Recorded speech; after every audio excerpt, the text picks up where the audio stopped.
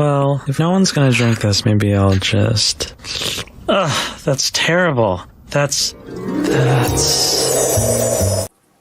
Well, good morning, good afternoon, good evening, and good golly, Miss Molly. Welcome to another edition of Morning Coffee with Brian, the show that lasts as long as our coffees, except I'm on a water diet because I get some problems, medical problems, which means I can't drink coffee for 2 weeks.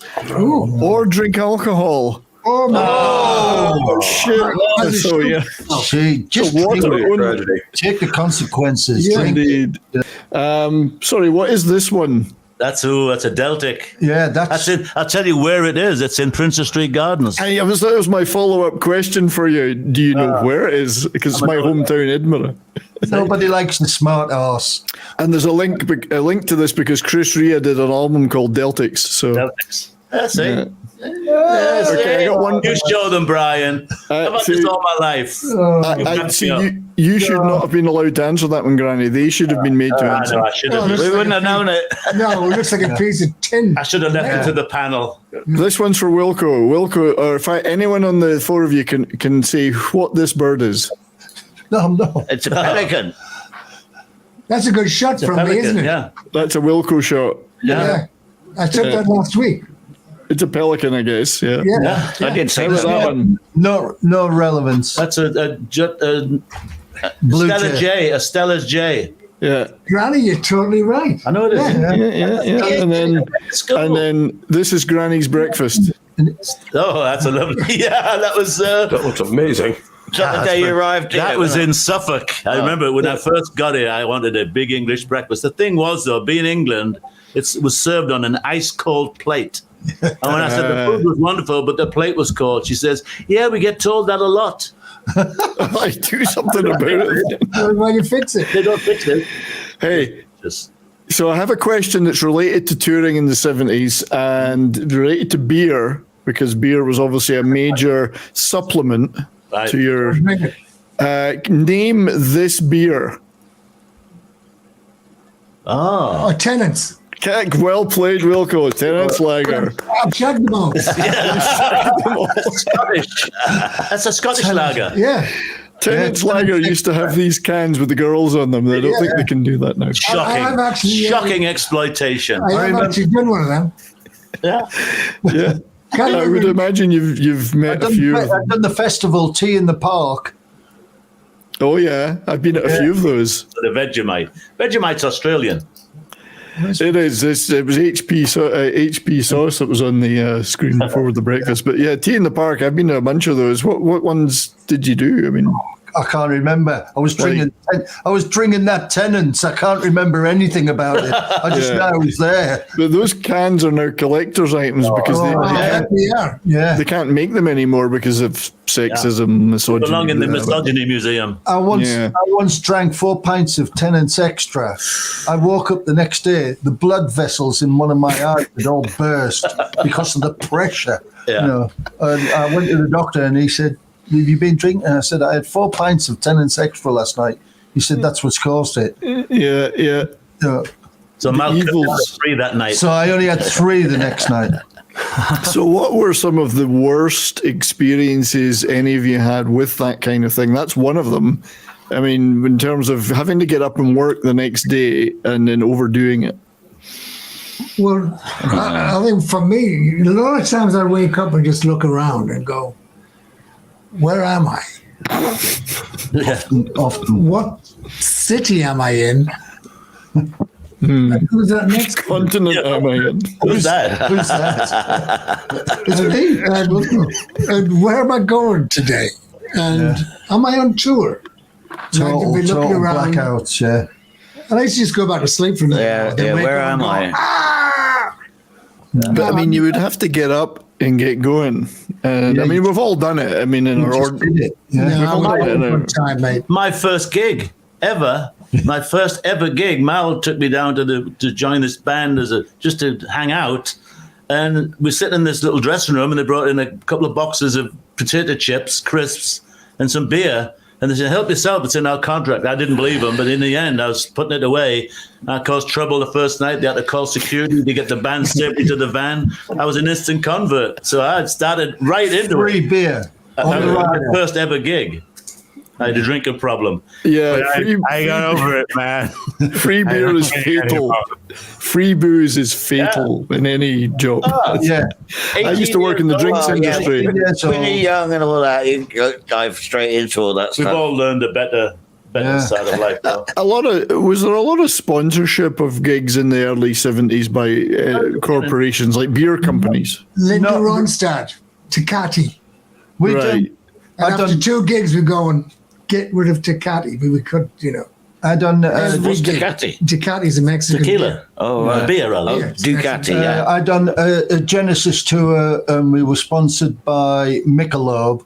But not the 70s. Oh, in the 80s. In the 80s, it started. I guess there wasn't so any much. much of that around in the 70s sponsorship. Really. It wasn't respectable enough, really. They kind of still saw it as a renegade thing. Genesis and Pink Floyd. We had Miller Genuine Draft. Yeah, but that was because Not beer. And both of them are not beers. Oh, they were very, very trendy at the time. And it was better than drinking bottles of Heineken, which I can't stand. it is funny though that when you think of all these major league tours in the 70s by huge bands, that sponsorship wasn't there. Like it may be TV or radio interest, but there wouldn't be corporations getting involved.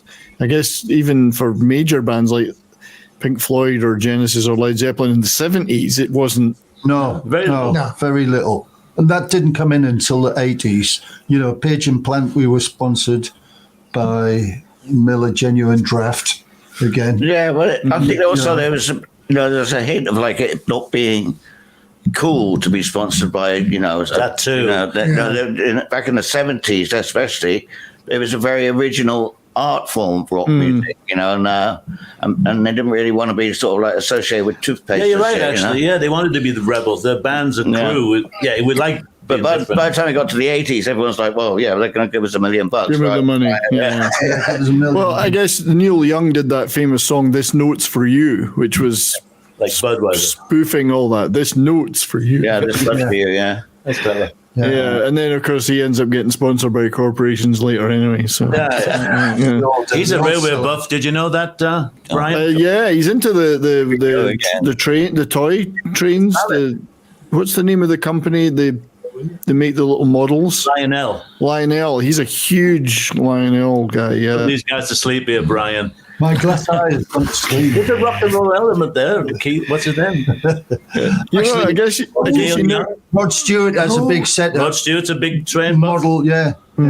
I guess bands never toured on trains though. It was always limos, planes, and buses. No trains. Yeah, I know. Yeah. If you think about it, a train would be nice for a band to take a tour and do a train every day. We did an occasion. I done a one in Germany with Genesis, and we had the Chancellor's train. Just to take us from Berlin down to Munich or something like that. So we just spent the day riding on this very plush train and eating lunch. It used to belong to Goering. Yeah. I was going to say that it had lots of black and red regalia and Armored train, Just machine gun nests. Yeah. A lot of security. As long as it's not going to Poland, you should be fine. We all did some training, but it wasn't like flexible enough. It was great on certain areas. And distances in the States, it wouldn't work. But in Europe, you could do it. Yeah, I'm just thinking if you had your own train instead of your own plane, it would actually be quite a cool way to travel as a band. And Japan had it down. Japan, Oh, the bullet trains, they were perfect. They did very little flying. It's only when you went from island to island in Japan that you would actually fly. The rest of the time you were on the train. Yeah, for those, and it was perfect. Yeah, for people that don't know, touring in Japan is a whole other kettle of fish, and it's a really lovely experience. Kettle of sushi. A kettle of sushi. You get to a gig and they set your gear up. We always travel. We're coming from Australia with 4x12s and drum kits and all the lot. And get to the gig, set it up, and then they mark out the stage, every little thing. At the end of the gig, They take photographs as well. They'd always take photographs. So at the end of the gig, they strike it. We all get on a bullet train the next day, go down to Osaka or something. And the gear's there on stage, set up. Exactly as if by magic. If you got something wrong, it was wrong every night. Yeah. Because that's the way it was the first night. Yeah, that's the way it was. And just amazing. And they're just the ultimate in assisting you and making your tour effortless. Plus you went on stage at 6 o'clock at night. You had the whole night free. Yeah, the gig was over. You were out the doors by 9. So that's more of a tradition there, like early evening and then no late gigs. Well, especially in the big cities, where all the venues are, like Tokyo and Osaka, Nagoya. They keep the people are at work. They live out in the burbs, right? So they keep them in the town so they don't have to travel out to come back in. They just start, they finish work at 5, they grab a bite to eat, and they're in the gig. The gig finishes by 8:30, 9 o'clock, and they're on the way home. Also, a lot of school kids, really, school-age kids go to the gigs. And they're on a curfew as well. You know, they've got to be home by 9, 9:30, whatever. The unspoken thing about going to Japan is, of course, they got bombed. And I did a gig in Nagasaki. Yeah, so, I mean, it was a weird thing. You were walking around, everything had been rebuilt, of course, and you kind of, you were conscious of it, you know. It's funny. I was just reading last night. I read a lot of history, Asian history, and I was reading a section about Japan during that period last night. You mentioned that just about the impact of those 2 atomic bombs, and it's quite fascinating history they've got. But did they use Japanese road crews on these? Yeah, later on, absolutely. Yeah, like I say, the guys, we virtually did nothing. They're high tech, you know. They got all the latest mix. They developed most of the bloody mixers and stuff. But the first time we were there, they were very straight because it was definitely a backwater in a way. This next time you went, it was a bit more up. But the fourth time I went, all the road crews had tattoos, nose rings, Western style, all the bandanas. They really got into it. Mouth like concerned I'm going to hit them in the face.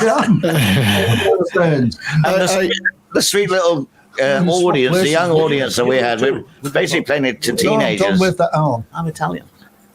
Sorry, so anyway, they get a word in. I'm just going to appreciate their little gifts that they used to give us all. Oh, wow. Yeah, everyone would know this. Little tiny little dolls or a sweet something, and all wrapped up in a nice little bow. Tissue. And they'd stand at the backstage door or wait at the hotel, and then they'd be like, you know, and that was the crew and everything. You know, they're just absolutely beautiful. You know, and they appreciated us coming all the way from the west. I kept some of the wrapping paper. They're like works of art. Oh, yeah, they're beautiful. Yeah, absolutely, all handmade. So, what bands in particular were you touring with in Japan then? Well, first time I went there, I was with Mark, with Wishbone Ash. Okay. The first time I went there, which would be early mid-70s. Yeah, about 75. 75, yeah. Mr. Udo promotes. Mr. Udo He's still promoting. We did it with the Average White Band, was it twice? When we did it with the Average White Band, and I think we've had this discussion before, our production was zero. So Udo's people were like, is that it? And we were like, yeah, what do you want, you know?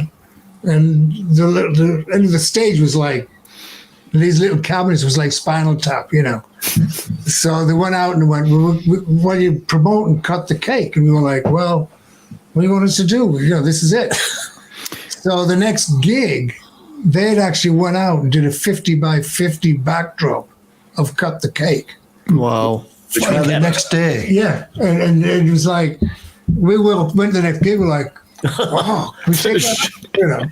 Hey, that backdrop must exist somewhere. They couldn't have got rid of it. Somebody's got that. Probably been reused and painted over. Maybe, yeah. I don't think Was it the ladies' cut the cake? No, No, cut the cake. cut the cake. Cut the cake with the slice in it. Yeah. Were there Japanese bands supporting No. the band? You know, it was just one act, or just one act. It was just that was it. An evening with. Right. You mentioned the sort of younger audience that would be at these gigs. I know we know the famous, one of my favorite albums, Cheap Trick at the Budokan, where you can barely hear the band because the screaming of the girls. Was it a bit like that? No. The first time we went with Average White Band, it was like they weren't even doing anything. They were sitting like They this. sit like there, that. they're very respectful. They listen to music. And then the end of the And then song, at the end of the song, what they do? crazy. Yeah. Stop. And that's songs I never make a sound in between, so I don't know what that one. Budokan, maybe it's a different audience there or Well, something. the last time I went, there was a mosh pit. I mean, it really changed. Oh, right, yeah. They are going I back haven't to been the there early. since 95, and I was there with Robert Plant and Jimmy Page. That was a bit louder and a bit raunchier. Well, I think they've got a big music scene now. There's a lot of bands, Japanese bands. I'm into a few of them. Pope's got a There's few probably a big metal metal ones. scene out there, I would think. Pope's, Um, Oh yeah, they're huge into it. It's like, and their sound's really different than a lot of like the death or black metal stuff. There's a lot of more 80s style stuff that stuck around there. In fact, one of the biggest acts, Anthem, actually just released a new album. It's actually pretty good.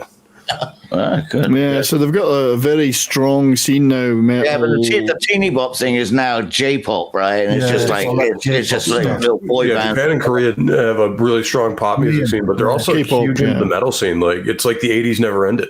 Yeah, right, yeah. Well, I should be living in Korea. I need to live in Korea. I love their movies. So. Well, I was going to say, you already own half their movies and TV I shows. do, yeah. But yeah, music-wise, I'm not so sure. I don't like K-pop much, so I'm glad they're into metal too. But so that was Japan. But you guys have toured everywhere in the world. What are the other countries that had major differences as an experience for you in touring in, like South America or Europe, or where was like the hardest places to go? Italy. Yeah, Italy. Surely Italy, Africa. believe it or not. Well, yeah, I mean, that's another level. But Italy, just anything in Italy, the attitude is like, yeah, we'll take care of it. A domani. First thing you learn is, oh, you'll do that tomorrow or later. Dopo. No. What's Italian for I want it now? It's like, everything was like, yeah, man. It's fantastic Have a socially. little more wine, some pizza, a little appetizer. Siesta. Well, that's Spanish, but yeah. It was great socially, but work-wise, it was hard work. They made it. Well, we were booked You know, into their shopping no plaza. sense of urgency, no sense of it's okay. The show happened. It's okay. Yes, but we want to know. We need to do this now to make that show happen. So did it ever not happen as a result? Well, no, but as I was just saying, we were booked into the shopping plaza and it got the stage there and everything. People all over the bloody place, and the 2 bits of wire hanging there from the ceiling with your hot and your common power. There's your power supply. This is the early times going into Italy. Jesus. And it's like, fuck, God, it's crazy. Well, the roadie I work trying to get anything done about it. Yeah. It's like, what these guys say, you just ask people, and it's like, well, yeah, maybe the guy will come later. Maybe he'll come. He'll come. I'll make a phone call. I work with this band, and the senior roadie, he'd been there before. He carried a big copper rod.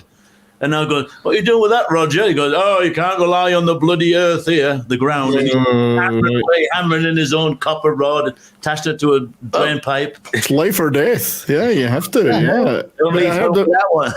But wasn't there a lot of rioting as well? Oh, Yeah, we had loads of times. The first time we were there, we had tear gas. Rome, Villa, Rome. with this beautiful setting in an 17th, 18th century palazzo, the beautiful landscape gardens, the Villa Doria Pamphili, the strange spot remembers.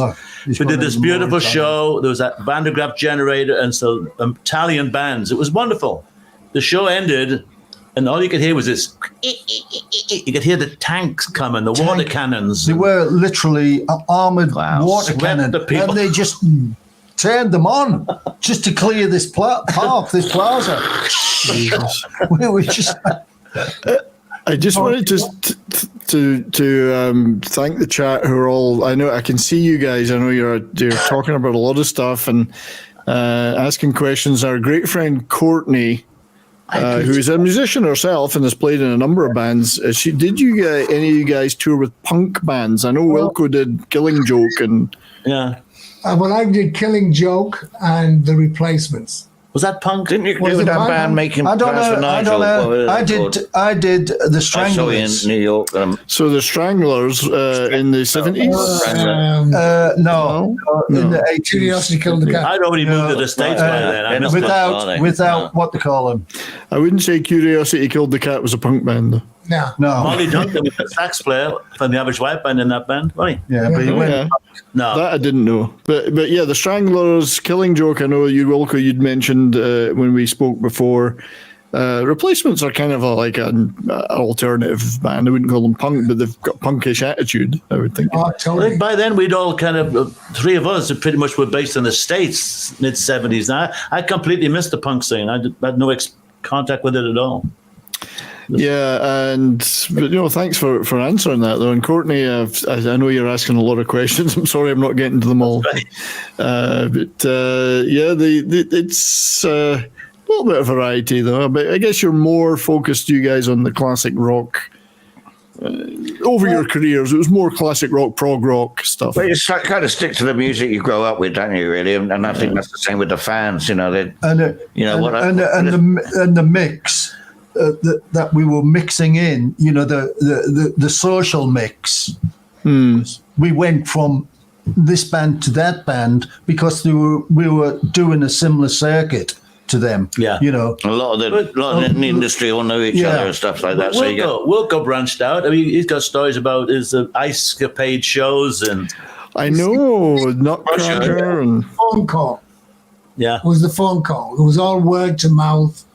I mean, I was with the Average White Band for like 8-9 years, and I'm sitting on my farm in Connecticut and going, wow, I don't have a job. Ring, ring. Hey, we're going to the tour manager for the tour accountant, who's the Allman Brothers. That was like a week, and I went, yeah, I'm available.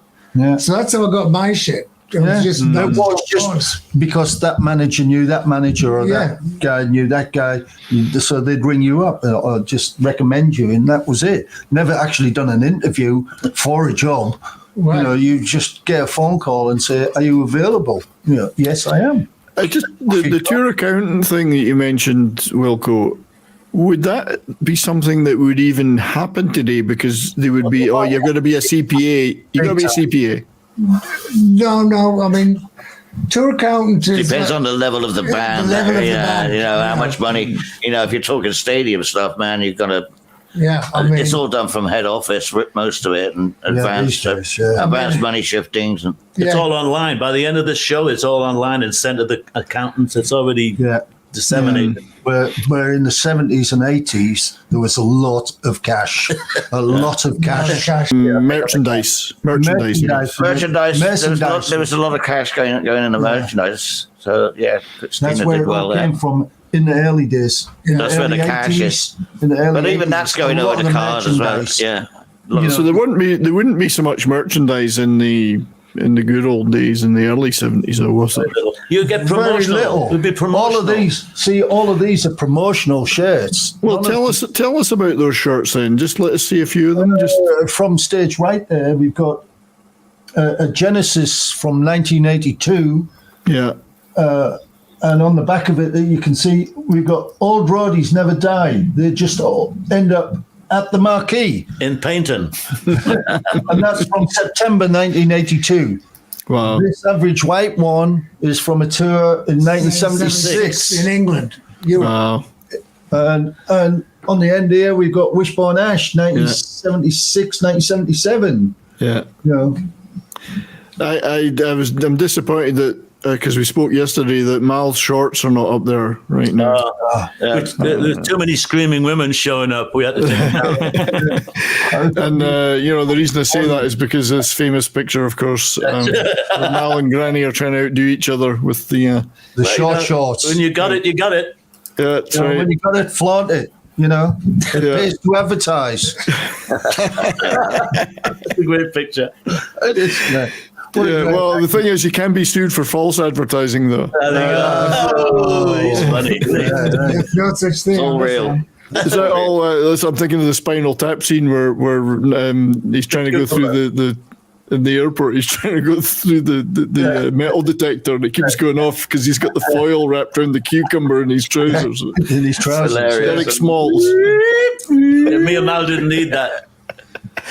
Clearly not. So merchandise was nothing in the early 70s, I guess. I mean, there was no such thing as a tour T-shirt until mid 70s. It might get made just for the crew. The record company might make venue only. I've got. That's right. Yeah. The ones I have left are all pure venue issue, you know, for that performance that night, you know, There would be or a number, tour T-shirt for the crew and stuff like that. yeah, tour T-shirt for the crew maybe, but the one-off issues, all the ones I've got, and some of those, like that September 27th of September 1982. That's a one-off. those shorts, he wore them well. Those shorts. I like Courtney's always putting comments up. Courtney is wonderful. She's a wonderful. I met back then in those days. I met Connie from Little Rock. She thought they were cute as well. I'll bet she did. I'd have to be censored on what she said. Yeah, she was looking for a little bit of Little Rock, I guess, or Little Yeah, Rock. she was. A big piece of rock. Blackpool Rock. Blackpool Rock. And was there? I bet there was a communication language issue though between Arkansas and Hartlepool. Oh, yeah. No. The language of love is universal. Yeah. Amore. Give me more. When we first came over to the Hey, States, Brian, we got a break.